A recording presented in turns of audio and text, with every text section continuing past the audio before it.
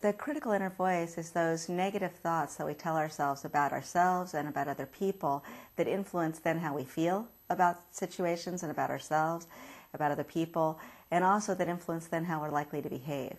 And what we found in our work is that if you can get a hold of those thoughts, first of all, recognize them. Often people just believe these thoughts about themselves and just think this is reality, or this is reality about other people. And if you can start to recognize that what you're telling yourself about yourself and about other people may not necessarily be true, and start to identify those thoughts, that's the first step in sort of getting a hold of them.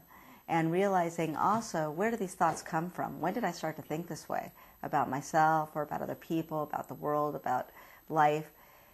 And often people, when they start to look into it, there was particular incidences or overall feelings that they got in their families or in their where they grew up, or from their 5th grade teacher who used to humiliate them in front of the room, that they've now internalized and are believing and seeing the world through the filter of this critical inner voice, then is again influencing how they feel about it and how they react. So the first step is getting a hold of it, just recognizing that you're telling yourself a lot of these things and they may not be true. And a lot of what you assume to be true about yourself may not be true. And if you can pay attention to that, looking at times when your mood changes, when your glass goes from looking half full to half empty, what are you telling yourself in that moment? When you had that fight with your loved one, what were you telling yourself in that moment? When you've had a bad day at work, what are you telling yourself in that moment? What's going on in your head? And start to identify those things.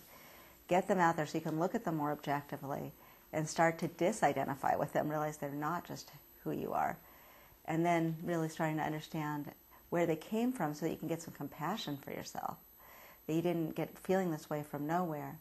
And then actually really start to challenge them by not living out the behaviors that they're directing you to engage in, or not doing the things that they're telling you not to do. So if you feel anxious being around people, what are you telling yourself that other people think about you?